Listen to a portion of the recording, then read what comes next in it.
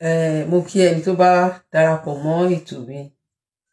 mo kí ẹni tó bá wò mí báyìí, mo kí ẹni tó bá padà wò mí, mo kí ọba ṣe ń kíra níkẹ́ ọ̀la ìkí ìgẹ̀ ìkí ẹ̀yẹ ìkí tó lógo jùlọ nílẹ̀ káàárọ̀ oòjíire. Mo ṣe ẹ̀làbọ̀rọ̀ ẹ̀làbọ̀yẹ̀ ẹ̀làbọ̀ ṣíṣe fún gbogbo wa pátápátá. Akànní ká bá wọn dá sí ètò ọ̀rọ̀ tó ń lọ ní ráńpẹ́. Ó ní ọ̀rọ̀ tó ń lọ, ẹ bá wa kíyèsí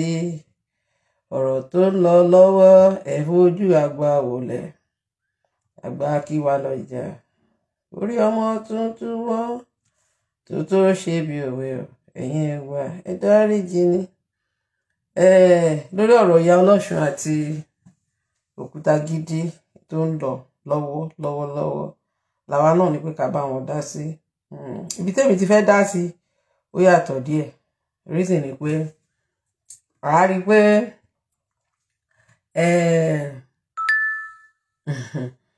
ibi tẹ́mi máa gbé lọ yàtọ̀. Reason ni pé a rí pé Ìyá Ọlọ́ṣun ìgbà tó lọ sí prison, she went as a oníṣẹ̀ṣe and ó padà wá gẹ́gẹ́ bí mùsùlùmí, ìyá ó di ìyá oníkùránì. Okay, right? Ìyá Ọlọ́ṣun number 1, máa ń tèmi ni mò ń sọ yìí. Ìyá Ọlọ́ṣun ò ń ṣèyàn tó straight, ò ń ṣèyàn tó genuine. Kíní ọ̀rọ̀ yẹn ni mo ṣe mọ̀ pé máa tó ń pè l'Òkútagídí yẹn, máa yẹ kàn jẹ́yàn tó ó jẹ́yàn tó máa ń ṣe gìrìgìrì ni. Bò Òkútagídí jẹ́yàn tó dáa. Ẹ mọ̀ pé Ìyá Ọlọ́ṣun ló kó bá Tani Olohun. Ìyá Ọlọ́ṣun ló kó bá Tani Olohun. Ìyá Ọlọ́ṣun ló ṣe interview tí Tani Olohun gbé jáde tí Tani Olohun fi wọ problem. So ẹ dẹ̀ rí pé ìgbà tí Ìyá Ọlọ́ṣun dé, nígbà tí wọ́n mú Ìyá Ọlọ́ṣun, àwọn oníṣẹ̀ṣe agbìyànjú tiwa, àwọn àgbà lọ́ọ̀yà iṣẹ́ everything. So and then kí Ìyá Ọlọ́ṣun tó dé, a ti ní nǹkan tá ti ṣètò tá fẹ́ fún Ìyá Ọlọ́ṣun wípé kódà ọba ẹ̀ la sọ pé àwọn máa fún ká. Èmi rò pé bí eré tí màá ṣe pé mo rí tọ́ba ẹ̀ làwa fún Tani Olohun mọ́tò, bí eré ni mo pè wọ́n nípa àwọn máa fún ká. Ó dẹ̀ ní owó tá ti dá because gbogbo àwọn tó ní challenge bẹ́ẹ̀ la padà support financially. Ṣe mọ̀ pé ẹni tó lọ sí detention tó jẹ́ family àsìkò tó fi wà ń bẹ̀ ó lè sick gbogbo a ní check ẹ̀dá ní o. So gbà tí Ìyá Ọlọ́ṣun dé tó ṣe láìlà ìlàlà Muhammadu Rasulullah, àríkọjọ́ tó kọ́kọ́ ṣe láìlà yẹn, a fi sorry fún pé àwọn dàbẹ́ ni pé this woman is under duress pé nǹkan tó ṣe tó ń ké lọ́jọ́ yẹn. But later ìgbà tí Ìyá Ọlọ́ṣun padà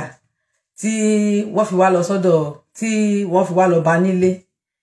tẹ́ bá follow nígbà iṣẹ́ ni mo sọ pé script ló ń kọ fún wa, pé wọ́n kọ script ni, pé wọ́n yẹn kọ script fún ló ń act, wọ́n kọ script fún ló ń ṣe movie fún wa. So àwa náà dẹ̀ bá follow movie tó ń ṣe. So kí ni à ń gbìyànjú láti sọ ni pé ìgbà tí Ìyá Ọlọ́ṣun tó wá padà dé, tó wá lọ sílé ẹ̀, Ìyá Ọlọ́ṣun lo èdè kan, ó ní òun ti kúrò nínú ẹgbẹ́ aláṣìṣe. That was the reason tá a ṣe fún Ìyá Ọlọ́ṣun ní owó 1 million naira la fẹ́ fún Ìyá Ọlọ́ṣun. For her to use that statement pé òun ti kúrò gbogbo pé ó ti ẹ̀ ṣe láìláà yẹn, a sì fẹ́ fún lówó yẹn pé bọ̀pọ̀ tó sọ pé òun ti kúrò lẹ́gbẹ́ aláṣìṣe á rò pé àṣìṣe báwo. Ṣé ìgbà tó Ọ̀ṣun tó ń ṣe tó ń gbé ẹ̀ tán ló kọ́lé tó ní mọ́tò tí ó ń ṣe arẹmọ tó náà tó dẹ̀ ń jẹ́ fún ẹ, ó lè ṣe wá sọ pé ó kúrò ní ẹgbẹ́ aláṣìṣe, ó wà very derogatory. So ẹ wá rí pé woman yìí torí owó ló ṣe lọ join Muslim, which means pé Ìyá Ọlọ́ṣun bó ṣe wà yẹn tó bá dọ̀la tí àwọn Buddhist tán bá gbé owó fún, ó máa tún kúrò nínú Islam. So àwa náà dẹ̀ mọ gbogbo nǹkan tó fi stage gbogbo kìíní yẹn gbà yẹn, gbogbo aṣọ kọ́ là ń sá lórùn. Ẹni tó bá já á ti mọ reason tó ṣe stage gbogbo nǹkan tó ń ṣe ń gbà yẹn pé wọ́n lè fún mà ẹ ní gbogbo nǹkan tó ń promise ẹ̀. Ẹ̀yàn náà yẹ ká wò ó náà, wọ́n náà máa kọ́lé fún. Ṣó easy láti kọ́lé ní Nàìjíríà? Ṣó òun ló kọ́kọ́ gba Islam tó ṣe máa kọ́lé fún? What is ṣó superior ju àwọn tó kù lọ? Ẹ jọ̀ọ́ bá mi share video mi. My page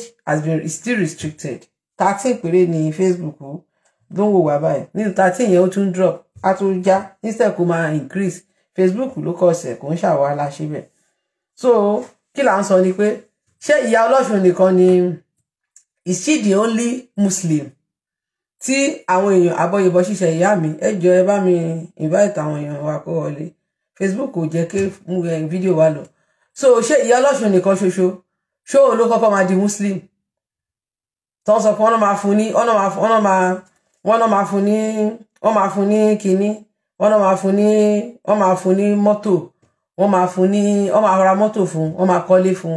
wọ́n máa sẹ́ǹdẹ̀ lọ Mẹ́kà ẹ wá rí pé ìyá ọlọ́ṣun yìí ìgbà tí wọ́n tún ṣe interview fún tí BBC lọ ṣe interview fún ìyá ọlọ́ṣun lo èdè kan tó lọ́rẹ̀ kan ní BBC ó ní káwọn èèyàn má sọnù kan tó sọnù bí tẹ máa mọ̀ pé woman yìí ò gbádùn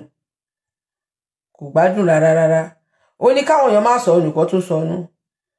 ó ní káwọn èèyàn má sọnù kan tó sọnù so pé kí àwọn èèyàn kan má sọnù that is pé gbogbo ẹni tó bá ti jó níṣẹ̀ṣe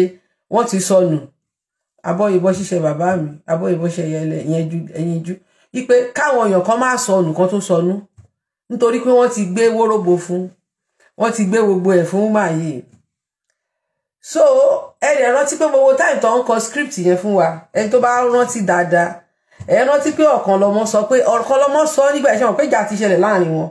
Ọ̀kanlọ́mọ sọ pé most of the people tí wọ́n ń pè sórí show Ṣèyí Kàlùfùlání ó ní pé fake ni gbogbo ẹ̀ ó ní pé wọn ò ní dákọ́bọ̀ ó lóun náà ti ṣe rí tóun náà máa pè láti lè káwọn èèyàn lè bìlí pé wọ́n ń dá owó Ọ̀kanlọ́mọ sọ ń gbà yẹn tẹ́ bá lọ sórí YouTube ẹ sì lè rí fídíò yẹn Ọ̀kanlọ́mọ sọ ń gbà yẹn tí Àlùfùlání náà fi dá Ọ̀kanlọ́mọ lóhùn padà yìí pé tóun bá ṣe tó bá tiẹ̀ ṣe fóun náà òun fi pèrò sí ẹ̀sìn ni kò sí nǹkan tóun ò lè ṣe láti fi pe èrò sí ẹ̀sìn ẹ understand so ibi ẹ máa ti rí pé láti ilẹ̀ script náà kọ Aboyebo ṣiṣẹ́ bàbá mi Ifá Ṣàtì ẹ̀sìn Yorùbá ẹ ti rí pé script náà kọ mo ti sọ fún wa pé ká wait for the concluding part ipe concluding part wa tẹ́ bá rántí ipe a sì máa rí pé concluding part sì máa ṣẹlẹ̀ so gbogbo script tó ń kọ ń gbà yẹn òun náà heart ń sìn Ọ̀kanlọ́mọ sọ bẹ́ẹ̀ thank you Ọ̀kanlọ́mọ sọ ń gbà yẹn náà ó ní script ni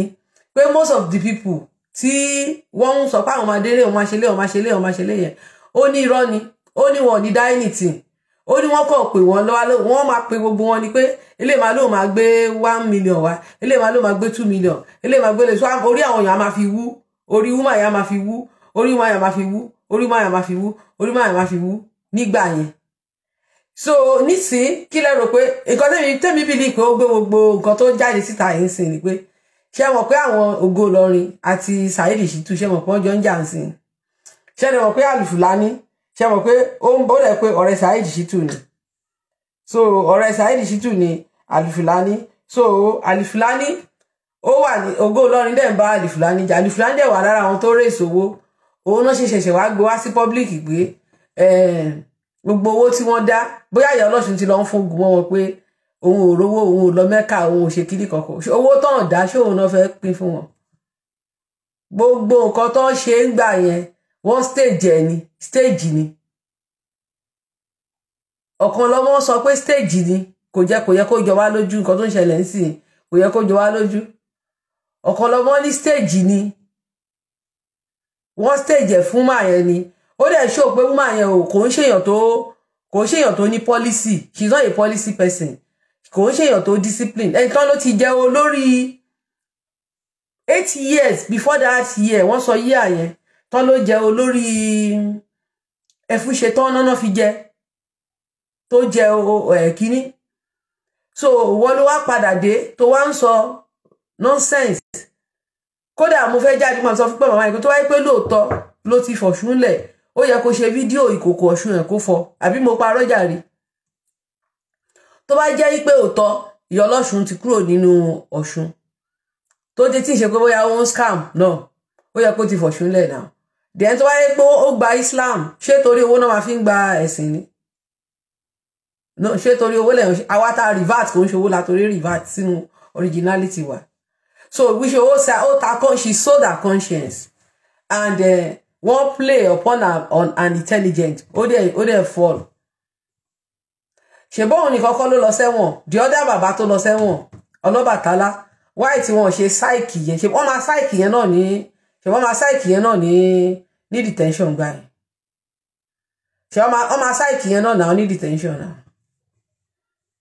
wọ́n máa sáìkì yẹn náà ní detention but ìyẹn ò fall fún gbogbo jákujàku yẹn ìyẹn ò fall fún so woman yẹn òun ló fall woman yẹn òun ló fall their victim kò dẹ́yẹ pé ó fall their victim ni pé that woman she is a greedy woman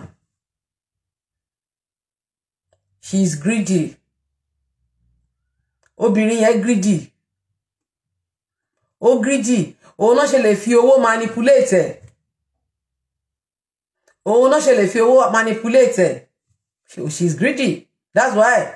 she could be manipulated so torí nǹkan tí wọ́n ń dá owó tó ń dá ń gbà yẹn wọ́n wá kọ script fún pé kó máa kà á àṣìṣàyẹ ṣe wọ́n sọ pé wọ́n délé wọ́n kọ script fún ó dẹ̀ bẹ̀rẹ̀ sí ní ka script yẹn ó rò pé òun wá rọ́bìṣì ìṣẹ̀ṣe ó lè rọ́bìṣì ìṣẹ̀ṣe ti lọ gbogbo BBC tẹ́ ń ṣe àwọn gbogbo àwọn nonsense tẹ́ ń ṣe tí gbogbo àwọn nonsense tẹ́ ń ṣe lórí internet tẹ́ fi ń try láti máa ba ojú ìṣẹ̀ṣe jẹ́ torí pé ìṣẹ̀ṣe ti lọ worldwide tí ẹ máa pe àwọn fake people tó máa sọ pé babaláwo ni wọ́n kò ní kankan ṣe mọ́ because àwọn bàbá wa wọn ò lọ sí ẹni ìlú láti lọ preach fún anybody pé kó wá ṣèṣẹ̀ṣe bàbá tiwa ò travel lọ lè rí ọmọ káàrọ̀ ajire ń sìn kó rọmọ Ìgbò kó ní kó máa wá ṣe fá so once tí ò bá ti sí ní culture wa láti sọ pé ọmọ Ìgbò pé kó wá ṣe fá which means pé àwọn bàbá wa ò kì í ṣe evangelism they don't do it so kí là ń try láti sọ ni pé but àwọn tí wọ́n kó àwọn bàbá tiwa lẹ́rú àwọn tó kó wọn lẹ́rú àwọn náà rí nǹkan tó ju nǹkan tí wọ́n gbé wá mo máa ń sọ mo dẹ̀ máa ń sọ tí ẹni tó jẹ́ olówó ẹ̀ ìmọ̀rísìn ti Facebook lórí street account mi o wọ́n ti jẹ́ kí fídíò mi flow tí o ti ìyẹn live program mi tí ẹni tó gbé ẹ lẹ́rú tó lówó ẹrú bá sọ pé òun fẹ́ ṣe ẹ̀sìn ẹrú òun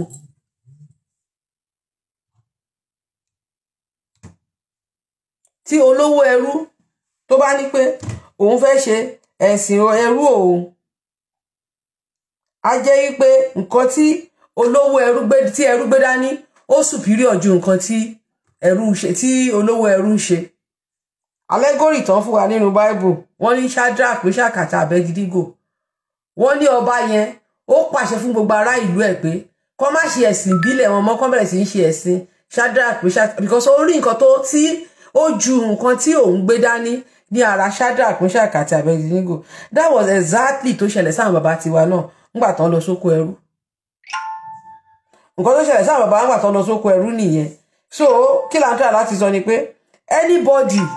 tó bá ṣẹ̀ṣẹ̀ wá ń jáde tó wá ń jẹ́ kí wọ́n sponsor ẹ nítorí pọ́n tí wọ́n fẹ́ dáwọ́ òfò kan fún ẹ ó wá ń bu ẹnu àtẹ́ lu ìṣẹ̀ṣe ó wá ń sọ pé káwọn kan má sọ nǹkan tó sọnù ta ló wá sọ nǹkan tó sọnù nínú àwa àti ìyá Ọlọ́ṣun ṣé ìyá Ọlọ́ṣun ṣó bá Muhammed tán ọmọ tó kọ bàbá ẹ̀ sílẹ̀ Ifá ní ó ń dùn ó ń yun ìgbẹ̀yìn ẹ̀ lákòmọ̀ adífá fún ọmọ tó fi bàbá tiẹ̀ sílẹ̀ tó ń pe bàbá oníbàbá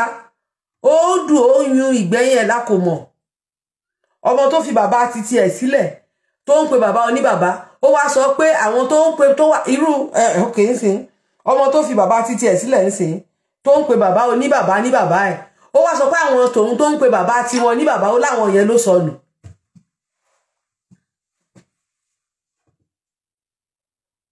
ó ní àwọn bàbá títẹ̀hún àwọn tó sì ń pe bàbá ní bàbá ó láwọn yẹn ni ó sọnù ta ló sọnù nínú ọmọ tó fi bàbá tiẹ̀ sílẹ̀ tó lọ ń pe bàbá oníbàbá ní bàbá ẹ̀ ẹjọ́ ta ló sọnù ta ló sọnù ta ló sọnù ẹ jẹ́ ká bẹ̀rẹ̀ question ẹjọ́ ẹ tẹ́ ń gbọ́ mi ẹ bá mi type yes ta ló sọnù ṣé èyí tó ń pe bàbá ẹ̀ mo rántí ìgbà yẹn tá wà ní church a máa kọrin gbà ní aṣáko padà àwọn muslim àtàwọn oníṣẹ̀ṣe là ń pè láṣáko ńgbà náà a ní àwọn yẹn láṣáko aṣáko wá a ní aṣáko padà aṣáko padà a máa ní kó ṣá àwọn tó ṣáko lọ ta ló ṣáko ẹni tó ṣáko ni ẹni tó kúrò ní orírun ẹ̀ you left your root because bàtà bàbá tiẹ̀ ń lọ your forefather were living bí Muhammad ṣe sọ fún àwọn Arab pé kàn keep oral tradition ẹ̀sìn tóun fi sílẹ̀ yìí o kò gbọ́dọ̀ bàjẹ́ o gbọ́dọ̀ ṣe nǹkan mímọ́ lẹ́yìn tòun bẹ́ẹ̀ náà làwọn Ọ̀rúnmìlà náà ṣe sọ fáwọn ọmọ tiwọn pé ẹ̀yin ọmọ mi o ipa ní ipa tó bá jẹ́ bẹ́ẹ̀ wọn ò ní fodù mẹ́rìndínlógún wọn ò ní fi odù 256 yẹn wọn ò ní fi ilẹ̀ fún wa. Yes àwọn omi máa sọ pé àwọn bàbá wa ò lákọsílẹ̀ kí ni wọ́n kọ odù fáwọn ṣàkọsílẹ̀ kò sẹ́ni tó ń kọ̀wé ìwé wọn á fi ìwé tọ̀yàn jẹ ni ìwé always come with deception ìwé máa ń wá pẹ̀lú deception ni tí n bá fẹ́ kọ̀wé mo lè manipulate ìwé nǹkan tó bá wù mí mo máa kọ sí ìwé ìdí tí èèyàn aláwọ̀ dúdú ṣe ní problem lé ní nìyẹn because ẹ kàwé ẹ ka oral tradition that's why táwọn òyìnbó fi ní progress àwọn bàbá náà òyìnbó ló padà tún bíbélì kọ ṣùgbọ́n wọ́n wá padà lọ study oral history wọ́n wá rí pé gbogbo nǹkan tí wọ́n kọ síbẹ̀ wípé wọ́n ṣe láti fi manipulate àwọn èèyàn ni yes ṣùgbọ́n èèyàn dúdú ń kọ́ ọjọ́ kan ni mo ń wo àfáà kan ó ní òun oníṣẹ̀ṣe tó bá fẹ́ bá òun debate ó ló níṣẹ̀ṣe tó bá fẹ́ bá òun debate ó ló gbọ́dọ̀ mú ìwé odù ifá dání ipe ìwé yẹn ló gbọ́dọ̀ kà fóun kì í ṣe pé kó máa ka ifá sórí mo wò báyìí pé you are a real MFM mùmú follow mùmú ni ẹ́ MFM ni ẹ́ mùmú follow mùmú ni ẹ́ reason ni pé tó bá jẹ́ MFM kò jẹ́ mùmú follow mùmú o ò lè máa sọ pé ẹni tó bá wá sí ọ̀dọ̀ ẹ ipe o gbọ́dọ̀ tó bá ń ka odù ifá tí ò bá múwé dání á jẹ́ kó rí ẹ̀ ò pé tó bá pàdé babaláwo kì í ṣe babaláriwo o kì í ṣe babaláriwo láwo o rí babaláwo tó ń gbé ní Kétu ní Benin Republic babaláwo tó ń gbé ní Ufẹ Atápẹmẹ ní Togo babaláwo tó wà ní Côte d'Ivoire babaláwo tó wà ní Brazil babaláwo tó wà ní Ọ̀yọ́túnjí l'Amẹ́ríkà babaláwo tó wà ní Èkìtì babaláwo tó wà ní Ẹ̀gbá babaláwo tó wà ní Àkúrẹ́ babaláwo tó wà ní Ìjẹ̀bú béèrè question kan pé lọ́wọ́ wọn kọ̀ọ̀kan béèrè ìbéèrè ẹyọ kan wọn ò ríra wọn o lè sọ pé kí ni ìdí tí Ifá ṣe sọ pé a kì í jẹ méjìlá bàlàjì gbogbo babaláwo tí mo sọ fún ẹ nǹkan kan ni gbogbo wọn máa sọ wá ní wọn wá àkọsílẹ̀ wo lẹ wá nídìí nǹkan kan náà ni gbogbo wọn máa sọ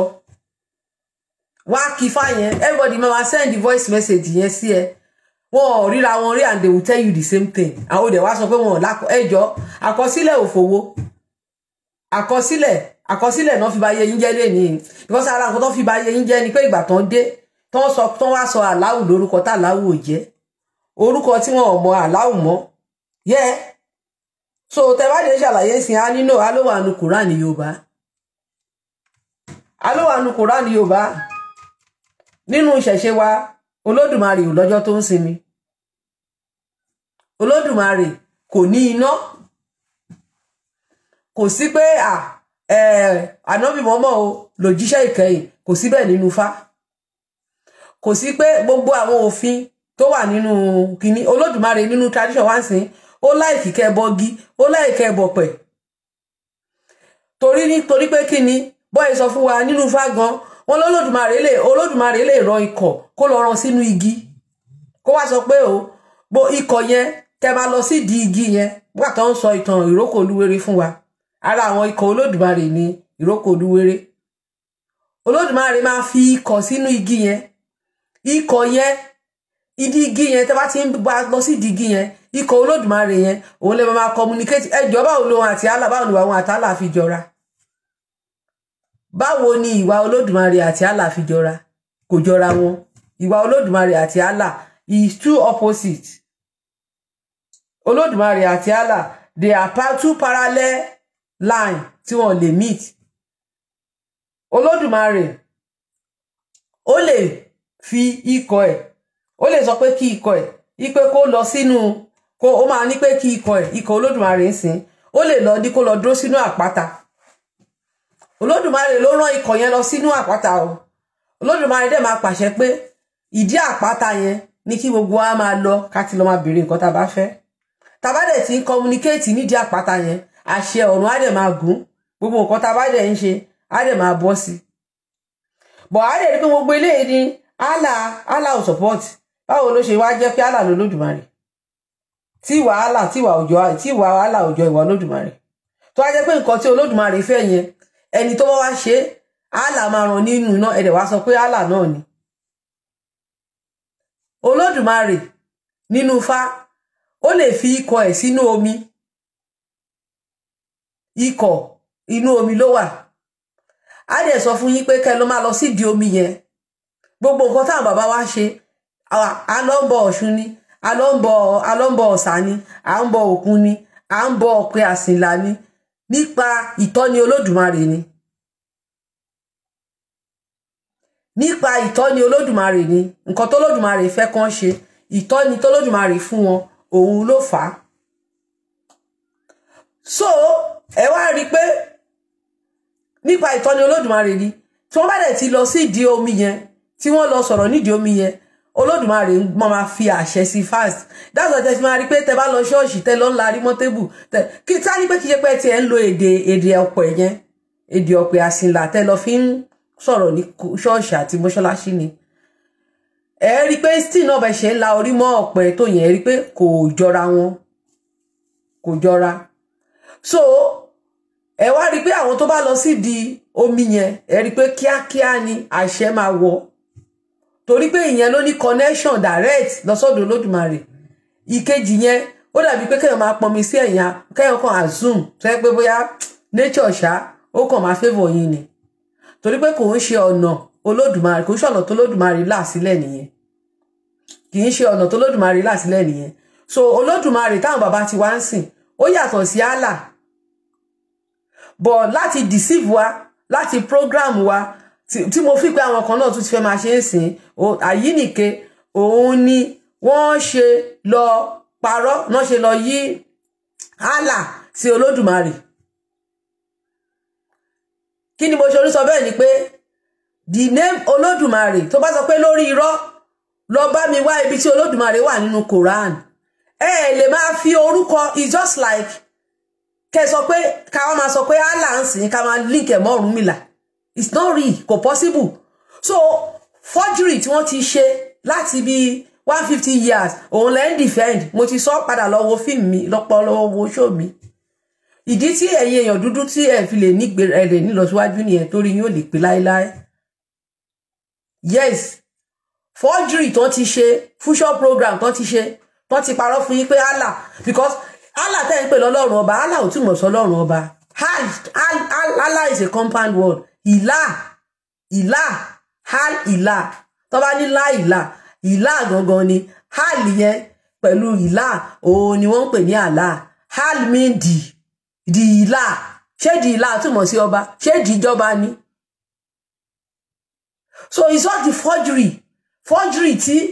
wọ́n pass on to bàwọn bàbá tiwa tó pass on to us òun là ń defend. It's forgery, photocopy ni. The name orúkọ tẹ́ ń pè mọ́ Islam kò exist pẹ̀lú Islam. Either you accept it or not, that is the reality. The name does not exist with Islam. Àwa ò wá sórí péjì rí ká sọ pé Allah ní ò rán Muhammad níṣẹ́. Yes, ẹ̀yin lẹ máa ń ṣe forgery. Ẹ̀yin lẹ máa lè róníṣẹ̀ṣe kó lọ sí ilé ìjùbà. Gbogbo all you látọdún tán ti ṣe plagiarism. Lè róníṣẹ̀ṣe gan. Bẹ́ẹ̀ ṣe gbọ́n ìtàn oníṣẹ̀ṣe tó pé Allah ní Olódùmarè. Kò lè lélẹ̀ ìjùbà oníṣẹ̀ṣe ń sìn kẹ́rí kan máa sọ pé Al-Mojid, Al-Rahim, wọn lè máa sọ pé Ramoni, wọn lè máa sọ gbogbo yẹn. Bó tí Muslim bá lọ sí ilé mọ́ṣáláṣí wọ́n á sọ pé wọ́n á tún sọ pé wọ́n rí Olúkọ́gun, wọ́n á tún pe Allah ní orúkọ Ògún, wọ́n á pè ní oríkì Ṣàngó, wọ́n á pè lóríkì Ọbàtálá. So ẹ̀yin lẹ jí oríkì àwọn òrìṣà. You stole the oríkì because wọn ò ní oríkì ní ilẹ̀ Arab. Wọn ò lóríkì nílẹ̀ Arab. Nínú ìṣẹ̀ṣe wa omi ó ní oríkì, epo ní oríkì, ata ní oríkì, gbogbo nǹkan ló ní oríkì lọ́dọ̀ títí wa. Ilẹ̀ ní oríkì, ẹni tó wá ní ilẹ̀ ọ̀gẹ́rẹ́ afọkọ́yẹrí alápòkà, wá tún kí ilẹ̀, wá tún kí. Okay, ojú òfurufú ó ní oríkì. Gbogbo ìlú ó tún ní oríkì títí ẹ̀. Ìdílé ní oríkì. Ìlú, oríkì ìlú wà. Oríkì ẹbí wà. Ẹ̀tún wá rí nínú ẹbí yẹn, àwọn oríkì kan tó wà pé general. Tó bá pè mí lọ́mọ ẹlẹ́gbẹ́ Adóǹsìn, ó ti ń kan gbogbo ilé mi. Ṣùgbọ́n tó bá sọ pé ọmọ Alọ́májà, ó tún ti wọ lineage another lineage nínú family yẹn. So, kí ni mo try láti sọ ni pé, kí ni mo try láti sọ pé ọmọ Alọ́májà Ìgìrìgbòjòlà. Wọ́n ti sọ bẹ́ẹ̀ pé bàbá mi o, ó máa ń lọ save, kì í ṣe bàbá tó bí bàbá mi, kì í ṣe bàbá mi gangan o. Bàbá yẹn, ó máa ń save àwọn èèyàn tó bá jẹ́ ojo. Ó máa ń save àwọn èèyàn tó bá jẹ́ ojo, tó yàn bá jẹ́ ojo, á ti gìrì á lọ save ojo. So, kí ni mo try láti sọ ni pé, gbogbo oríkì yìí ẹ fọ́ọ̀jì ẹ̀ sínú Islam. Ẹ wá ń sọ yí pé oníṣẹ̀ṣe, ẹ wá ń fi nǹkan tẹ́ ẹ gbà lọ́wọ́ oníṣẹ̀ṣe, ẹ wá fi ń sọ pé oníṣẹ̀ṣe wrong. Ta ló wá wrong? Because gbogbo nǹkan tẹ́ ẹ sọ, tẹ́ bá délẹ̀ Arab, ẹ lè bá nínú Islam. Tẹ́ bá délẹ̀ Arab lẹ́ni, tẹ́ bá ń sọ orí, nǹkan tẹ́ máa ń pè ní wákà, tẹ́ bá ń kọ wákà, àwọn Arab máa rò pé ń ṣeré ìbílẹ̀ ni. Because waka is that, ẹ̀yin lẹ sọ ní waka is our traditional music. Traditional music wa ni ìgbà tí Tani Olohun sọ pé kò sí nǹkan tó ń jẹ́ orin Christian, kò sí nǹkan tó ń jẹ́ orin Muslim, ẹ̀ ń condemn ẹ̀. The guy was right. There's nothing like Christian song, kò sí nǹkan tó ń jẹ́ Muslim. Orin ìṣẹ̀ṣe ló wà. Ẹni orin tẹ́ bá ti fi traditional, tẹ́ bá ti compose lédè wa, either kẹ́ mú nínú ìjálá or kẹ́ mú nínú ìyẹ̀rẹ̀ Ifá. A ti ní tone and pattern tó ti fi ń kọ orin yẹn tẹ́lẹ̀ nínú ìṣẹ̀ṣe. Bẹ́ẹ̀ ni àwọn orin tó fi máa ń kí Ọbàtálá, tó máa ń kọ nílé Ọbàtálá, òun ni ló pọ̀ jù ní Christian song àti orin tó máa ń kọ nílé Ifá. Gospel artist mi máa kọrin sí ìjálá ló ń sun, kò dẹ̀ nímọ̀. Báwo ló ṣe wá di orin Christian? Báwo ló ṣe di orin Christian? Nítorí pé àwọn bàbá wa ti pa irọ́ fún wa for a very long time. We have been lied to. Àwọn bàbá wa wọ́n parọ́ fún wa. Yes, wọ́n parọ́ fún wa ni now. Yes, that's why I said, tẹ́ bá sọ pé Bismillahir Rahmanir Rahim, tẹ́ wá sọ pé ẹ fọpẹ́ fún Ọlọ́run ọba àjọkẹ́ ayé àṣàkẹ́ ọ̀run, you are lying, irọ́ ló ń pa. Rahman means mercy, Rahim means grace. Kí ni wọ́n ń pè mercy lédè wa? Àánú. Kí ni wọ́n ń pè grace? Grace means orí ọ̀fẹ́. But how did grace and mercy become àjọkẹ́ ayé and àṣàkẹ́ ọ̀run? How does that become? Báwo ni grace ní èdè Arab? Grace ní èdè wa, tó bá túmọ̀ grace nísìn nínú Bible English. Ibi tó sọ pé my grace is sufficient for you. Wọ́n ní orí ọ̀fẹ́ mi tó fún ọ. Òun náà máa fi ń kọ orin yẹn pé àwọn tó gbẹ́kẹ̀lé Olúwa yóò borí gbídánwò. Nítorí ilé yìí dájú, oore ọ̀fẹ́ mi tó fún ọ, oore ọ̀fẹ́ mi tó fún ọ, oore ọ̀fẹ́ mi tó fún ọ, oore ọ̀fẹ́ tí kò lẹ́gbẹ́, oore ọ̀fẹ́ mi tó fún ọ. That is pé oore ọ̀fẹ́ ni ìtọ́sọ pé grace tó fi pé Allah ní Rahim ni pé tẹ́ bá ka Surah chapter 2 yẹn, Bakora yẹn, ẹ máa rí tí Allah sọ pé grace no unmerited ni ẹni tó bá choose. Òun ló máa ń lead èèyàn right, òun ló máa ń lead èèyàn lọ sí bó ṣe ń tìyàn sí gbó ló tìyàn lọ sí right direction.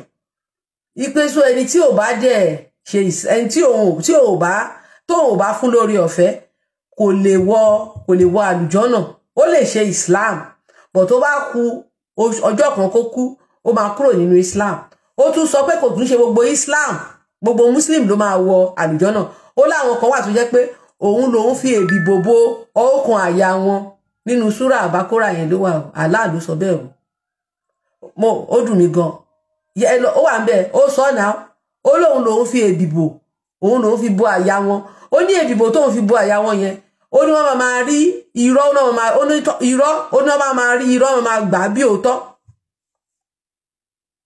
Ó ní irọ́, understand ma, irọ́ máa di òótọ́ mọ́ wọn lọ́wọ́. Wọn ọ̀dẹ̀ ní tán bá dẹ̀ rí òótọ́ yẹn wọn nígbà, wọ́n máa dúró lórí irọ́ yẹn. Allah ní òun lòun fi èbìbò bò wọ́n ṣẹ̀ṣẹ̀ kẹsàn-án ló wà bẹ́ẹ̀ yẹn ó lóun lòun fi èbìbò bóyá kí n wá gan bóyá kí n wá Quran náà chapter 2 yẹn ẹ jẹ́ kí n wá bóyá kí n wá Quran yẹn mò ń bọ̀ náà jẹ́ kí n wá mo download Quran sórí fóònù mi òun ni Quran Yorùbá.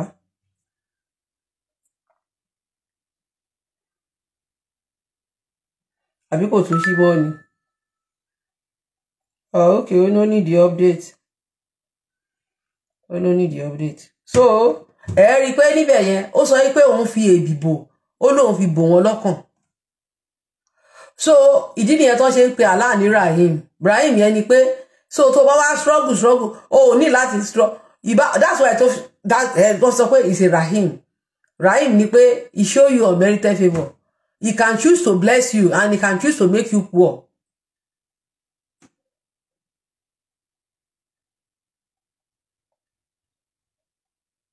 He can choose that any situation tó bá ti wà nílé ayé Allah ló wà responsible fún. So tó bá dẹ̀ wá ṣe so it's just that's because so how does Rahim now translate to Àṣàkẹ́? Ẹ jẹ́ bá mi dáhùn ẹ wò túmọ̀ Rahim o. Báwo ló ṣe di Àṣàkẹ́ àtàjọkẹ́? Aboyinbo ṣiṣẹ́ bàbá mi Túndé Benson Káàbọ̀. Báwo ni Àṣàkẹ́ báwo ni Rahim báwo ló ṣe dàṣàkẹ́ àtàjọkẹ́ ìjọ? Báwo ni Àṣàkẹ́? Nítorí pé wọ́n kọ́pì Ifá ṣe mọ̀ pé Ifá wọ́n máa sọ pé Ifá ni awo Àjíkẹ́ Ọ̀rúnmìlà ìwọ ni awo Àjígẹ̀. So nǹkan tí wọ́n bá ń lẹ̀ nìyẹn o Ifá awo Àjíkẹ́ Ọ̀rúnmìlà awo Àjígẹ̀. So now wọ́n wá translate Islam láti make Allah similar to nǹkan táwọn bàbá wa believe is a programming.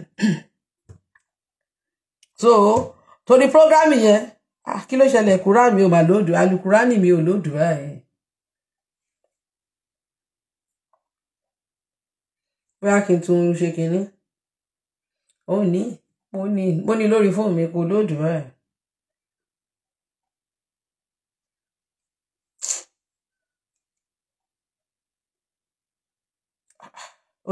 Okay, continue reading yẹn now. Kí ló dé tí ò read? Kò read báyìí o. Mo fẹ́ kà fún wa ni. Àbí Quran yo, àbá ti gbé kúrò lórí kinní ni. So ẹ rí bẹ́ẹ̀ tó sọ pé Ifá láwo Àjíkẹ́, Ọ̀rúnmìlà láwo Àjíkẹ́. So ibẹ̀ ni àwọn ti wá oríkì Àṣàkẹ́, ṣó ti yé yín sìn Àṣàkẹ́ àti Àjọkẹ́ wọ́n ti wá fún Allah. Torí that ecology kò sí nínú Islam. That is wọ́n náà ń pè ní fiction and forgery. Nǹkan táwa wá against nìyẹn. Àwa ò ní kẹ́ má ṣe ẹ̀sìn yẹn tó bá fẹ́ máa ṣe MFM ó free láti máa ṣe MFM.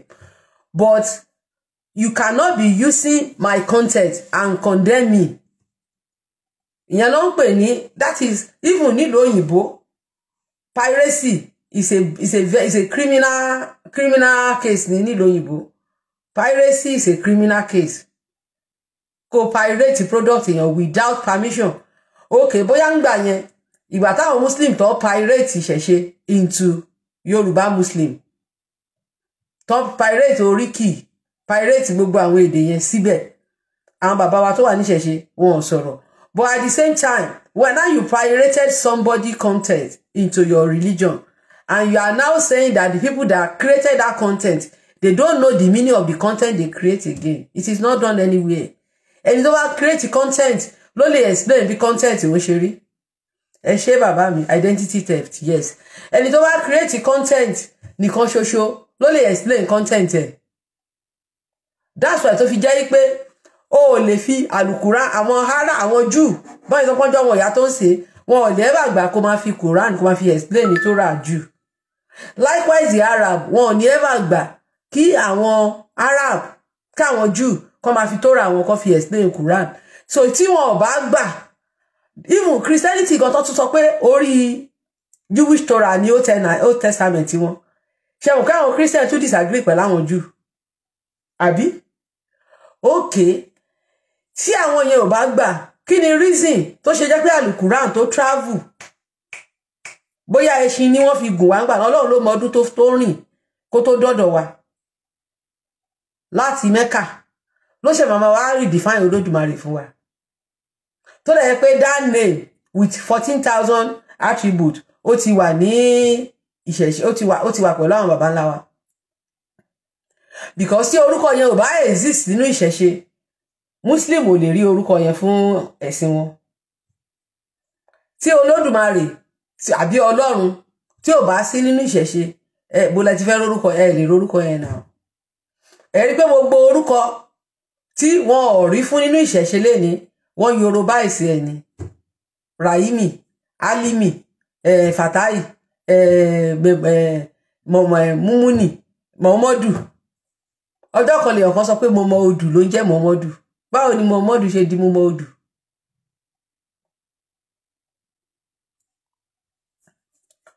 báwo ni Muhammadu ṣe jẹ́ mo mọ odù but ní Islam Ahmed means praise ni túmọ̀ Ahmed kí náà ń pè praise ní èdè wa ìyìn ni praise náà báwo ló ṣe wá túmọ̀ sí mo mọ odù lédè wa pé wọn ò mọ̀ pé nítorí pé wọ́n try láti Eurobize èdè yẹn wọ́n tún wá ń fi ohùn wa pé wọ́n á pe Ibrahim ní Bùrẹ́mọ̀ so àwa ń rò pé èdè tiwa ni àwa ń rò pé nǹkan tiwa ni wọ́n lè fi máa rá àwọn Muslim tó máa argue pé èdè yẹn o èdè wa náà ni pé èdè wa àti èdè Arabu jọra èdè wa àti èdè Arabu jọra ọ̀dọ̀ nínú èdè wọ́n máa ń rí èdè náà ní kọ̀ọ̀kan tó máa ń jọra tó dẹ̀ máa ń ní ìtumọ̀ kan náà ó máa ń ṣẹlẹ̀ bẹ́ẹ̀ she ní èdè Igbo àti she ní èdè Chinese ìtumọ̀ kan náà ni she ẹ mọ̀ pé Chinese she ló bẹ̀rẹ̀ ẹ̀bẹ̀ yẹn Shinshan Shinedu she ní èdè Igbo àti she ní èdè Chinese kankan náà ni túmọ̀ kan ní méjèèjì ẹ tó wá rí pé mi lédè wa ṣe rí pé kankan náà ni àwa lédè kan tá máa ń sọ lákòókò ń sìn bójú rí o bójú rí mọye bójú rí yẹn ó fẹ́ sound like bonjour ní France táwọn France bá ní bonjour ṣe mọ̀ pé àwọn náà kíyàn níbi greeting ni àwa máa ní bójú rí àwọn á ní bonjour ṣé kò jọra so èdè àwọn èdè máa ń wà tó máa ń jọra ẹ̀dẹ̀ wọ́n yìí máa ń kọ bonjour ẹ̀rí wọn máa fi rí síwájú ẹ̀ àwa kàn wá ní bójú rí so ẹ̀sìn òkìrìkà ẹ ṣe jàre so kí la try láti sọ ni pé so language máa ń clash language máa ń jọra nígbà míì so ìyẹn ò mí pé bóyá sọ ní kó jọra yẹn ipe kìnnì kan lẹ ṣe ń sọ kìnnì kan so kí ni mo try láti sọ ni pé ẹni tó ti wá wà nínú nǹkan kan tó ti ń pe torí pé wọ́n ti fi owó kan wọ́n ti fi tàn ẹ́ jẹ wọ́n fi owó tàn ẹ́ wọ́n fi owó deceive ẹ́ wọ́n create fake kìíní ó dàbí àwọn tó máa ń ṣe àwọn online business yẹn online business kan wà tó ẹ máa fi táwọn èèyàn máa ń wọ one chance lórí ẹ̀ wọ́n máa build account fún yín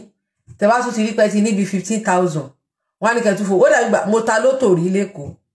kíní yẹn ṣáà ń ga gbogbo owó mi pátá ó lọ mi ì rí kankan jẹ lọ́jọ́ ó ti pẹ́ o àtìgbà mo sọ pé láyé mi ní bá wọn ta mọ́ ọ̀rọ̀ tí mo ń sọ yìí ti pẹ́ Ìkẹjà mo ti tá ń gbà náà that was in the early 90s ní early 90 mo ti tá wàá máa sanwó yẹn kíní yẹn á máa ga owó ẹ ní owó ẹ gbogbo owó mi ni mo ná tán lọ́jọ́ náà mi ì dẹ̀ jẹ kankan so ẹ rí pé ọ̀pọ̀lọpọ̀ tó máa sọ pé àwọn gba wọn láwọn á lọ ṣe àkáǹtì yẹn fáwọn wọn lówó dẹ̀ ń wọbẹ̀ owó dẹ̀ ń bọ̀ at the end of the day so the same thing yẹn ló ṣẹlẹ̀ sí ìyá Ọlọ́ṣun yẹn sórí pé kò mọ nǹkan tó gbà kò mọ nǹkan tó gbé dání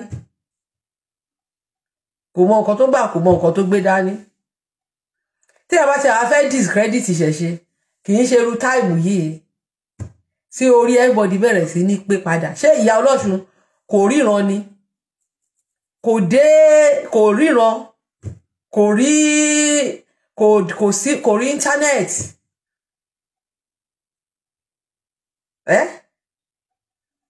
kò rí nǹkan tó ń ṣẹlẹ̀ ní Cuba kò rí nǹkan tó ń ṣẹlẹ̀ ní Haiti kò rí nǹkan tó ń ṣẹlẹ̀ ní South America kò rí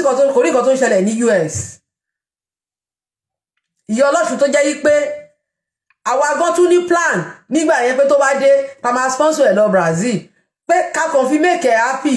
fún tourism ní òkè ní pé kó lọ gbé lọ́hùn o ipe a máa mú àyẹn we just want to make her happy pé tó bó jẹ́ 3 weeks a máa bàbá wa tá a bá sọ mi ìfẹ́ dárúkọ ọba yẹn sìn wọ́n dẹ̀ ti promise wa pé àwọn máa gbé dání àṣọ oníṣẹ̀ṣe nígbà náà bọ́ nítorí kò ṣe pé kó wá gbọ́ nsìn kó wá tún jápa o torí jápa gan ìyá yẹn fúnra rẹ̀ don jápa tẹ́ bá ti gbọ́ don jápa àwọn máa yẹn ló ń jẹ́ don jápa so kí là ń try láti sọ ni pé all this thing na scam tó bá mọ nǹkan tó gbàgbọ́ má torí peanut kò deny nǹkan tó ti ń gbé ẹ̀ nǹkan tó ti ń ṣe tó ti ń gbé ẹ̀ kò wá torí peanut kan kò wá máa tẹnu àbùkù lu nǹkan tó ti ń gbé ẹ̀ kò máa sọ pé káwọn èèyàn kan má sọnù kan ṣáwà lásọnù o mo ṣe bèrè pé ta ló sọnù bàbá ńlá yẹn jẹ́ Ògúnṣakin olóòjó Ògúnṣakin mọ́ òun ló ń jẹ́ slave Rahim Abdulrahim mean ẹrú Rahimi ẹrú Rasaki ẹ jẹ́ ká máa sọ kíní ìlédè wa kó máa yé wa ẹrú àwọn arábìnrin náà ṣe wáyé sílẹ̀ náà fún mi dáadáa tẹ́lẹ̀ o bá ṣe máa ń pọ̀ ní Rasaki kankan yẹn ó rọ̀ǹgì o nílẹ̀ Arab ẹ lè bá aláàjò orúkọ o ẹrú ló máa wà wájú orúkọ yìí o ẹrú Rahimi ẹrú Rasaki ẹrú Yekini mo láwọn ẹ̀gbọ́n tó ń jẹ́ orúkọ yẹn rẹpẹtẹ o ẹrú àbọrúbọyè ìyá mi ìṣẹ̀ṣẹ̀ làgbà ẹrú Rahimi ẹrú Rasaki ẹrú gbogbo ẹ̀ orúkọ tẹ́ ń jẹ́ nìyẹn ẹ wá ń forúkọ ẹrú ẹ wá fi ń yangàn ẹ wá máa sọ pé ẹni tó bá ti ń jẹ́ orúkọ Ògúnyẹmí Ògúnṣakin Ògún àbọ̀rọ̀ àbọ̀yè ẹ wá sọ pé àwọn yẹn ẹni ẹ̀kọ́ ni wọ́n ẹni ègbé báwo ló ṣe dẹni ẹ̀kọ́ báwo ló ṣe dẹni ègbé ta ló wá sọnù nínú àwa pẹ̀lú yín ta ló wá sọnù Ìyá Ọlọ́ṣun kò stable ni she was not a stable person that's just it ta ló sọnù nínú àwa pẹ̀lú yín ta ló sọnù nínú àwa pẹ̀lú yín orí fóònù tí mo ń lò ní fídíò yẹn wà ń bá play ẹ̀ bí tó ti sọ yìí pé káwọn èèyàn má sọnù kan tó sọnù gba ẹ mo fẹ́ ṣe ṣóò fúnbọ̀ mo á wò pé tí n bá ṣe ṣóò àwọn èèyàn lè máa sọ pé ara ń ta wá pé ó kúrò nínú àwọn èèyàn máa sọ pé torí pé ara ń ta wá pé ó kúrò níṣẹ́ ara ò ta wá ṣáwa tí ẹ mọ̀ pé ó kúrò níṣẹ́ ṣe ìyá ní Ọlọ́ṣun àwa fẹ́ kí iṣẹ́ rí nǹkan tó àwa tá a ti ṣẹ̀ padà wálé yìí a fẹ́ kí gbogbo àwọn tó ń bá ṣẹ̀ṣẹ̀ jẹ́ a fẹ́ kí wọ́n kúrò káwọn tó wà òkè kan dúró síbẹ̀ gbogbo àwọn tó ń ṣe àmúlùmálà tó ń dọ̀tí ìṣẹ̀ṣe torí pé nǹkan tí àwọn alálẹ̀ wa fi sílẹ̀ mímọ́ ní ìṣẹ̀ṣe àwo mímọ́ ló ń jẹ́ àwo funfun àwo ìwáṣẹ̀ nǹkan táwọn bàbá wa tó filẹ̀ nìyẹn gbogbo ẹ̀yin tẹ́ wá mú àwọn ideology mi wá tẹ́ wá mú gbogbo ẹ̀ tẹ́ wá ń dàrú àwa ń fẹ́ kí Ifá kó lé gbogbo yín dànù yes tẹ́ bá ti repent kí Ifá flush gbogbo yín kẹ́ kúrò ńbẹ̀ tó bá ẹ mọ̀ pé tó bá ń ṣe nǹkan tẹ́ ń kó àbùtẹ́ máa kábùkù ránṣẹ́ ṣe àwa fẹ́ kí Ifá kó flush yín kó flush gbogbo yín Ifá kó flush yín báwa ṣe fẹ́ nìyẹn kí àwọn alálẹ̀ wa kán flush gbogbo yín tó bá flush yín so ìṣẹ̀ṣe á lè wà restored bó ṣe rí tẹ́lẹ̀tẹ́lẹ̀ so àti ẹ̀kọ́ ẹ̀jẹ̀ pé ó kúrò àkó ẹ̀jẹ̀ rárá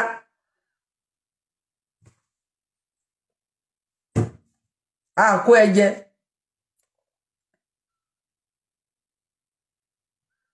so tó bá lè pè wá ní aláṣìṣe ta ló wá já aláṣìṣe ṣáwọn bàbá wa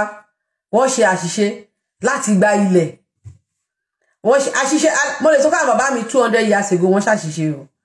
because tó bá ṣe àṣìṣe wọ́n ṣe àṣìṣe ara àṣìṣe tán ṣe ni pé wọ́n fi àyè gba àwọn ẹlẹ́sìn àjèjì tó sọ wáyé pé wọ́n ṣe ń ṣe nílẹ̀ Lárúbáwá làwọn bàbá wa ṣe ń ṣe tó wáyé pé wọ́n ṣe ń ṣe nílẹ̀ Lárúbáwá làwọn bàbá wa ṣe ń ṣe ẹ̀sìn àjèjì ò ní grow àwọn Christian àti Muslim ti gba Israel Christian ti take over bẹ̀ after 70 AD tán lọ wó bẹ̀ àwọn Catholic ti gba bẹ̀ àwọn Catholic padà wá gbọ́n gba bẹ̀ àwọn Christian àwọn Muslim náà ọdún wọn náà wọ́n ti kọ́ mosque tán lọ́kọ́ síbẹ̀ yẹn wọ́n kọ́ mosque yẹn wọ́n ní bí 15 years after death of Prophet Muhammad mo ní fídíò yẹn dání Alfaji ló sọ pé lọ́tọ́ máa ń papá náà bí mọ́mọ́ lọ kírun bẹ́ẹ̀ pé bóyá lójú àlá ni ó sọ yé àti wọ́n kọ bọ̀ ó mọ́ṣáláṣí yẹn náà ti lé ní 1400 tó wà ní Israel yẹn tí wọ́n ti kọ́ wọ́n lè máa beautify ẹ̀ o ẹ rí pé ìgbà tí àwọn Júù padà síbẹ̀ ń sìn ṣé ẹ rí pé ogun ti ń jà because wọ́n fẹ́ take over bẹ̀ padà àbẹ́ ẹ rí pé kò sí peace ń bẹ̀ mọ́ wọ́n fi àwọn torí pé oníjàgídíjàgan ni wọ́n nídìílé yín wọ́n fẹ́ fi violence gbà bẹ̀ padà so tó ẹ pé àwọn bàbá tiwa náà wọ́n kọrùn ṣé Muslim àti Christian máa lè ráyè ní ṣé máa lè kọ́ mosque ṣé máa lè kọ́ mosque wá ní aláṣìṣe ara àwọn àṣìṣe tán ṣe nìyẹn o nǹkan tó wáyé pé àwọn náà ò gbà nígbà náà tó bá ṣàṣìṣe láti gba ẹ̀sìn míì ní jáde kẹ́ máa sọ pé aláṣìṣe ni wọ́n torí pé wọ́n tẹ̀lé ipa tó lódùmarè là sílẹ̀ fún wọn ò tẹ̀lé ipa tí Allahu gbé wá tó dẹ̀ jẹ́ pé Allahu ń tì wá kúrò lójú ọ̀nà olódùmarè nìkan sí Allahu wá tàn wá ni mo sọ pé àgbà yahoo ni Allah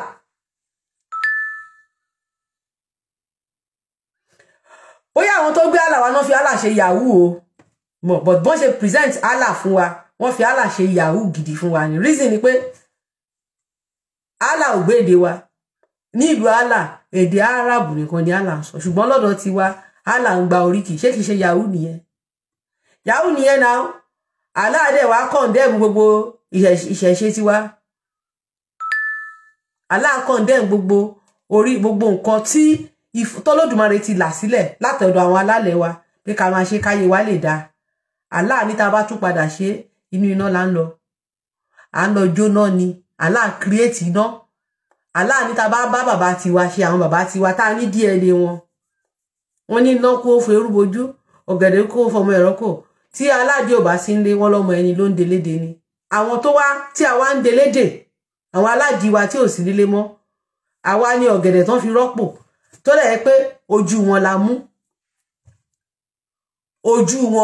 la mú mo fi picture grandmother mi sí orí page mi granny mi ni mo jọ granny mi òun ni mo jọ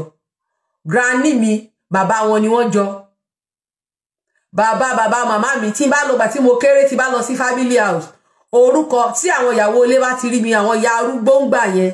wọ́n máa pè mí ní family house àwọn grandma mi wọ́n máa pè mí ní orúkọ wọ́n máa sọ pé wọ́n máa pè mí ní orúkọ bàbá yẹn gangan wá ló ti dé bí mo ṣe jọ bàbá yẹn ọdún sáà kan tí mo sọ ń sìn bàbá yẹn ojú ẹ̀ ni mo ní ìjẹ́ bàbá tó bí bàbá mo jọ wọ́n ní bàbá mọ́mì mi wọ́n jọ bàbá wọn èmi tún wá jọ grandpa wọn torí grandma mi bàbá grandpa wọn ni wọ́n jọ grandpa wọn gan mo dẹ̀ jọ grandma mi gan face grandma mi ni mo ní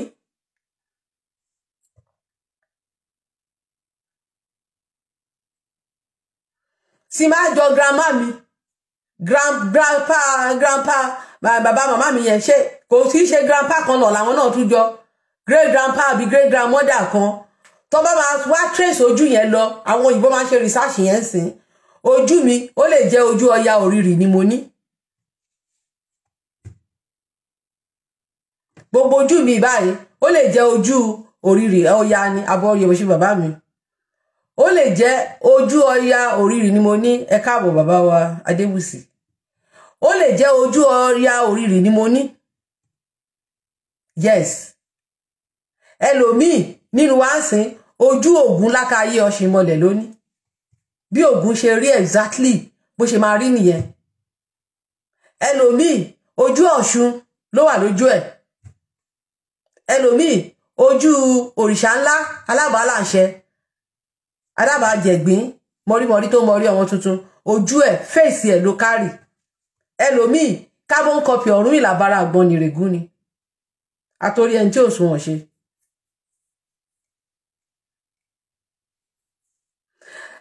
ẹlòmíì carbon copy ọ̀ṣọ́ òṣì ni ẹlòmíì carbon copy ọba lúayé ẹlòmíì èṣù láàlú pọ́nbélé wọ́n dẹ̀ rò ìbéṣù ṣe handsome torí tẹ́ bá ń gbọ́ oríkì èṣù ẹ mọ̀ pé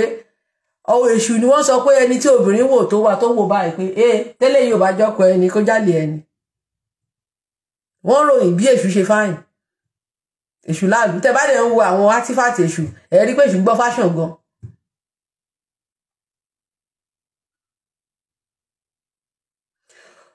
fèsì tó wá wà lójú ẹ ó wá ń gbé ṣépè ó lè change ẹ because ọlọ́run ò kì í ṣọba ìkà ọlọ́run ló ṣe bẹ́ẹ̀ ó jọ Muhammed ó jọ Ibrahim ó jọ Dáúdà ó jọ Sulaiman kódà ìwà tó ń gan nù ìwé wọn tó ń tẹ̀ ń pọ́n lé ní ìfẹ́ lọ síbẹ̀ lénìí tí ẹni tó bá tún rú ìwà yẹn ẹ tún máa sọ pé àwùsù bì láì àwùsù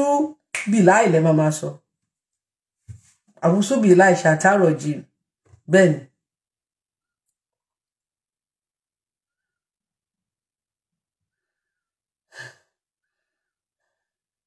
kò jọ Jacob ẹ ṣé bàbá mi kò jọ Jacob ó jọ Jacob ó jọ Yakubu ó jọ Ishmael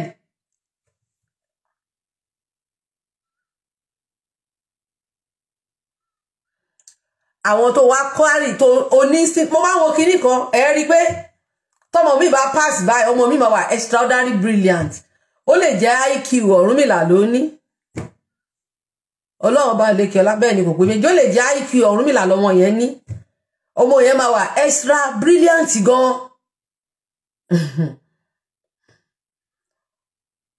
ẹ máa ṣe bí lies ẹ ṣe jàre ọmọ yẹn máa wà extra brilliant gan ẹ wá lọ máa dúpẹ́ ní ṣọ́ọ̀ṣì pé Jésù ṣeun fún mi kìkìdá ọpẹ́ ló yẹ ọ̀rẹ́ kìlá ọpọlọ Ọ̀rúnmìlà ọmọ wo ló máa ní brain Ọ̀rúnmìlà tí ò ní lè ha tí ò ní ha physics sórí gbàtà wà ní school gbàtà wà ní secondary school Dayọ̀ it's your birthday memory is late now gbogbo Isaac Newton ó crab ẹ̀ sórí láti part 1 títí dé the end ó mọ̀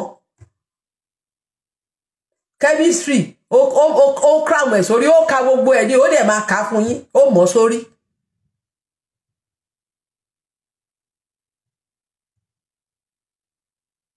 Physics and chemistry ó mọ̀ tá ẹ̀yẹn textbook wá ń gbà yẹn Lambert ó mọ̀ sórí ìyàwó yẹn ló ní ọpọlọ Ọ̀rúnmìlà ẹni tó bá ní ọpọlọ Ògún á wà creative tó jẹ́ pé tó bá lọ sí ìdíṣẹ́ engineering á kàn máa ẹ̀zẹ́ ni àwọn ló ń dá nǹkan àwọn làwọn tó ń ní brain Ògún àwọn làwọn bàbá ńlá wa tó lọ sóko ẹrú tó ń lọ ṣe escalator tó ń ṣe oríṣiríṣi tó ń mú gbogbo technology tó ń jọ yín lójúlé ní àwọn bàbá yín ló ṣe ẹ lọ kà ẹ lọ ṣe research. gbogbo technology tí wọ́n mú wá tó ṣe padà mú wá tó wá tà fún yín àwọn bàbá yín tó kó lọ sóko ẹrú tó ń lọ ṣe ẹrú àwọn ló ṣe àwọn ẹrú ló wò pé ìyà ń jẹ wá àwọn alágbẹ̀dẹ ni wọ́n kó lọ tó ti wà crafty tó ti ń ṣèbọn tó ti ń ṣe orin tó ti ń ṣàdá tó ti ṣe gbogbo ẹ̀ àwọn náà padà kó lọ àwọn ló padà fi irin dáàrá ẹ lọ ka story London underground àwọn Jamaican African slave àwọn ni wọ́n gbé tírèènì gba abẹ́ omi àwọn náà build ẹ̀.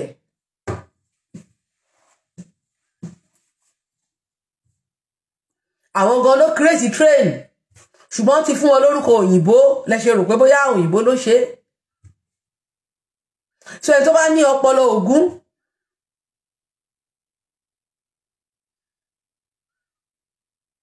ẹni tó bá tún wá jẹ́ ọpọlọ òrìṣà ńlá tó bá ń ṣiṣẹ́ sculpture á good gan. à ń wọṣọ lé ní nínú tradition wa Ọbàtálá ló jẹ́ ká máa wọṣọ òrìṣà ńlá ni òun ló gbin òwú tó refine òwú tó ṣe òwú Òyìnbó Tálá ló kọ́kọ́ fún wa ló kọ́kọ́ ṣe textile fún wa òun ló kọ́kọ́ ṣe textile fún wa tó kọ́ ìyàwó ẹ̀ bọ́n ṣe ń hun aṣọ ó wà nífẹ̀ẹ́ ìṣe groove àwọn òyìnbó ń wá wò ó Ọbàtálá Ọbàtárìṣà òyìnbó ò bá wa ní ìhòhò fíìmù òfò kan tó ṣe sórí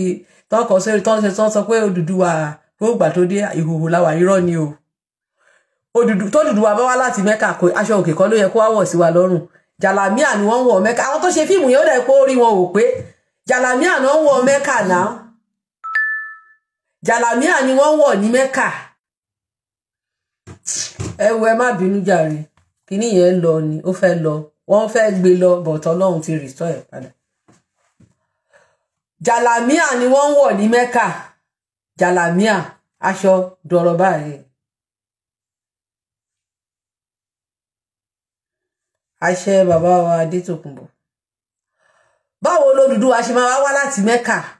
tó wá jẹ́ pé ó ṣe máa wá nǹkan ó wà mí ní dárúkọ bẹ̀yẹn mọ́ màmá sọ pé lárúbáwá ó lè jẹ́ èdè tí wọ́n ń pè yẹn òun ní Facebook ṣe fẹ́ gbé program lọ jàlámíà ni wọ́n wọ̀ nílẹ̀ lárúbáwá ṣe rí pé tí bá ti pé kinní yẹn àfẹ́ jàlámíà ni wọ́n wọ̀ nílẹ̀ lárúbáwá so báwo l'Odùduwà ṣe máa wá láti ilẹ̀ lárúbáwá tó máa wá tí ò kọ́ wa láṣọ tó ń wọ̀ nílé bàbá ẹ̀ ẹ wo àwọn pípù yìí bí àwọn fẹ́ kí ṣòwò wá continue kò yé wa báyìí o wọ́n ṣà ń gbé lọ wọ́n ṣà ń gbé lọ wọ́n ṣà ń gbé lọ ẹ ṣé ẹ̀yin bàbá mi tẹ́ ń bá mi show love and like so kí la ń ṣe lásọ ni pé jàlámíà ni wọ́n wọ̀ àbí míà ta tún sọ yẹn ni wọ́n wọ̀ ibi tán ló ti wá tó bá jẹ́ pé lóòótọ́ l'Odùduwà wá láti bẹ̀ wọn adé tí ó dẹ̀ wà lórí Odùduwà adé tó ní ṣé wọn ò fẹ́ ká sọ̀rọ̀ mọ́ ni a máa ráǹdì show yẹn ń sìn láàrin 5 minutes kó má di fún ọgbé show wà lọ pátápátá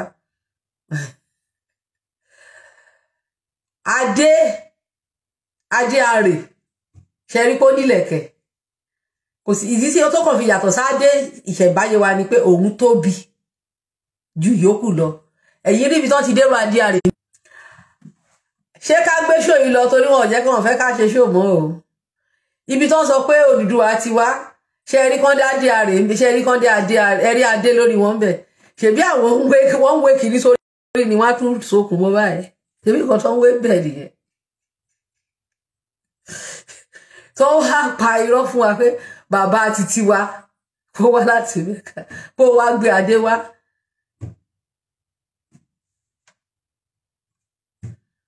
ó dẹ̀ bá ẹni tó ń jẹ́ Ọbàtálá ẹ mọ̀ pé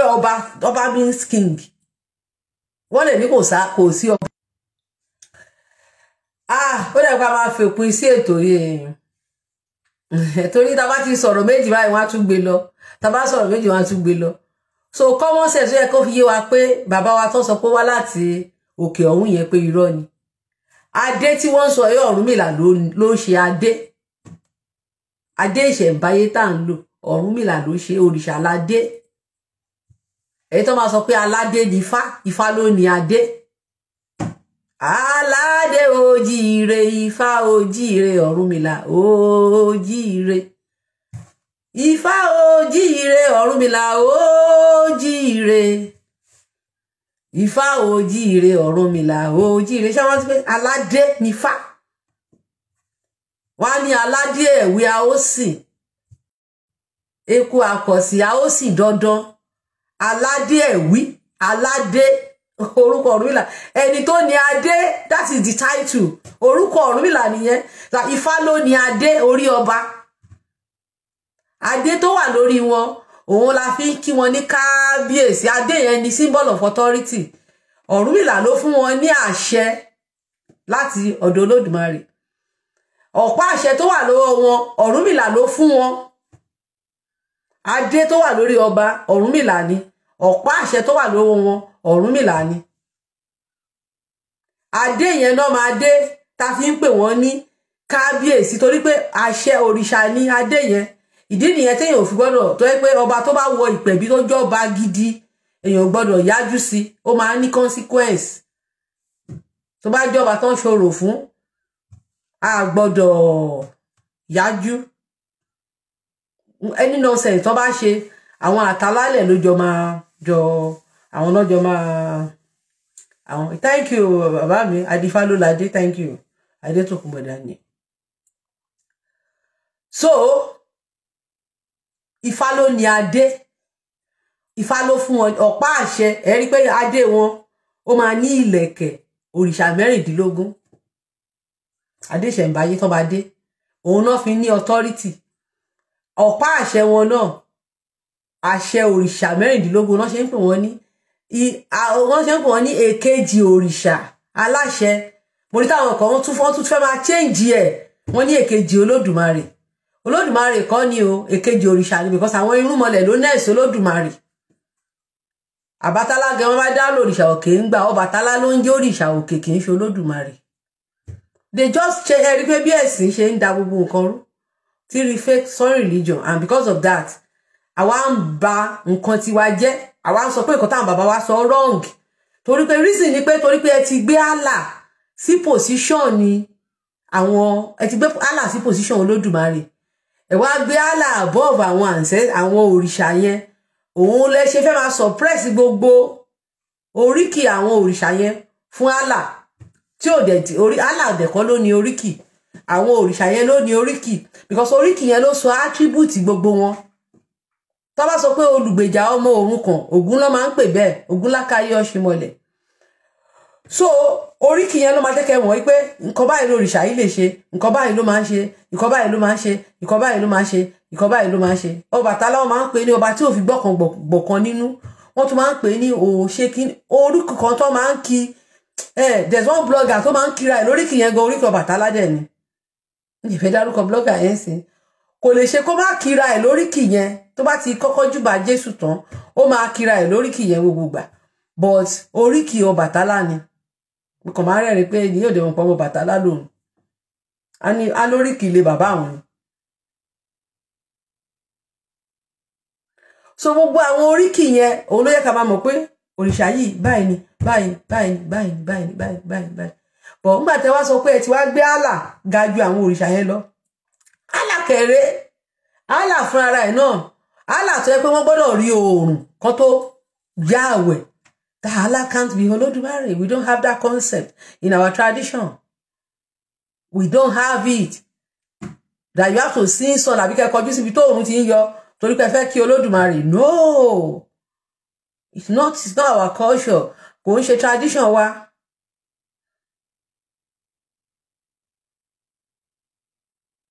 Olódùmarè á fún wa ṣe. We are getting there. Ṣé rí orílẹ̀-èdè wa ta fẹ́ gbà. But tí ṣẹ́rí tọ́pọ̀lọ́ wa bá ti bẹ̀rẹ̀ sí ní ṣí, àwọn universe ló máa gba kinní ẹ̀ fún wa. Kò ń ṣe nǹkan gìrìgìrì. Àwọn alálẹ̀ wa ló máa dìde, àwọn náà dẹ̀ máa save wa. Àwọn náà lọ bẹ̀rẹ̀ iṣẹ́ yẹn sìn. Wọ́n ṣe cleansing of their land. Tó bá ti ṣe cleansing yẹn tán, wọ́n máa gbé nation yẹn fún wa láìsí stress. But time ìgbà míì tẹ́ bá fẹ́ gba nǹkan, táwọn alálẹ̀ mọ̀ pé tán bá fún yín ní time yẹn, kò lè pay yín, wọn ò lè yọ̀ǹda ẹ̀ fún yín. Wọn ò ní yọ̀ǹda ẹ̀ fún yín.